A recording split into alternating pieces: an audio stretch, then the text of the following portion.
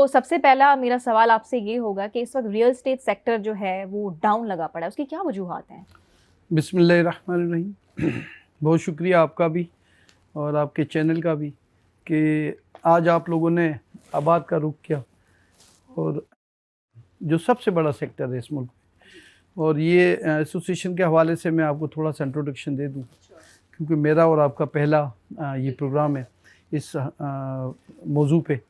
तो इसमें पाकिस्तान की सबसे बड़ी एसोसिएशन है ये, और अहम तरीन एसोसिएशन है, और सिंगल बॉडी है।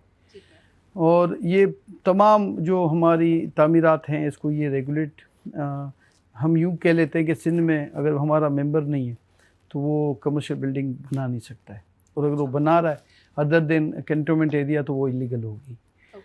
तो ये ऑब्जेक्टिव है आपकी इस तंजीम का। जी। और अल्हम्दुलिल्लाह हमारा ये ऑनर है कि हम जब बात करते हैं ना मिलियंस ऑफ जॉब का, अल्लाह ताला ने इस एसोसिएशन को ये एजाज़ दिया है कि मिलियंस ऑफ जॉब का अल्लाह ताला ने आबाद को प्रोटेक्टर बनाया है।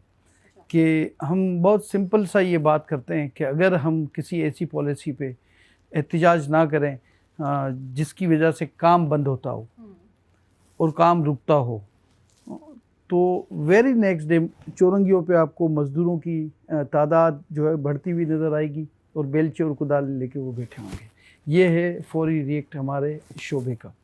और इसी एसोसिएशन का इंट्रोडक्शन मैं एक और कर देता हूँ आपको कि 1000 गज़ का एक प्लॉट जिसकी डायमेंशन होती है नॉर्मली मास्टर प्लान में 75 फीट और 120, इस डायमेंशन के प्लॉट पे अगर अकॉर्डिंग टू बायलॉज जो सिंध बिल्डिंग के कमर्शियल के बायलॉज हैं उस पर एक मैं बिल्डिंग बनाता हूँ, तो 800 मिलियन का लोकल इंडस्ट्री से मैं प्रोडक्ट खरीदता हूँ जो टैक्स पेड होती है।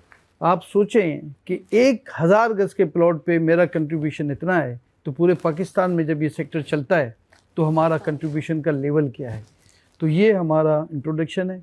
और जैसे आपने कहा कि इस वक्त रियल एस्टेट सेक्टर बड़ा डाउन लगा पड़ा है, ठीक है, आपने इंट्रोडक्शन तो बड़ा इसका अच्छा दे दिया ताकि हमारे नाजरीन भी समझ सकें इसको बेहतर तरीके से। लेकिन और तीन फैक्टर हैं इसके डाउन होने के।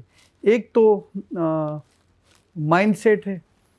जी, माइंडसेट जब हम बात करते हैं तो हम बात करते हैं उस माइंडसेट की जिसने 20 साल पहले आईटी को नहीं चलने दिया, ठीक है, आज वो सेक्टर को धकेल रहा है, डाउन कर रहा है। फिर ये माइंडसेट जिसका हम 2 साल से मुकाबला करते आ रहे हैं, बहुत टफ टाइम हमें मिला है मगर हम फाइट कर रहे हैं। तो आप कह रहे हैं कि आईटी सेक्टर को भी ज़्यादा पुश नहीं किया जा रहा है, इनकरेज नहीं किया जा रहा? नहीं, हमारा कहना ये था 20 साल पहले कि आप आईटी सेक्टर में लोगों को तरगीब दें, ड्यूटी में एग्जेम्पशन दें ताकि लोग आएँ ज़्यादा। आप उसमें सब्सिडाइज कर दें लोगों को, बच्चों को बोलें ये जो आज आप लैपटॉप बांटते फिर रहे ना, आप उस वक्त कोई लैपटॉप ना देते, आप इंस्टीट्यूट बनाते और बच्चों को तरबियत देते। तो ये हम कहते हैं हमेशा, देखें यूथ जो है ना, ये अपॉर्चुनिटी भी है, ये थ्रेट भी है। तो ये थ्रेट ना बनती, ये अपॉर्चुनिटी बनती। आपको लगता है कि यूथ इस वक्त थ्रेट बन चुकी है? मैं कहता हूँ कि जब रोज़गार नहीं मिलेगा, अगर यूथ को अगर रोज़गार नहीं मिलेगा तो क्या करेंगे आप? तो आपको लाजमी तौर पे इनको रोज़गार देना है। अगर ये इनको रोज़गार हमने ना दिया, इनको हमने मौके ना दिए, आज हम 20 साल पीछे हैं आईटी में। आज कहाँ के कहाँ लोग पहुँच गए। आज हम 2-3 अरब डॉलर पे आईटी सेक्टर में काम कर रहे हैं। और फिर आज की जो आपने बात की कि आज हमारे सेक्टर को आपने पीछे धक्के देने शुरू किए हैं, जिसकी वजह से आज 60% से ज़्यादा लोग जो इन्वेस्टमेंट करते थे हमारे सेक्टर में इस मुल्क को छोड़ के जा चुके हैं।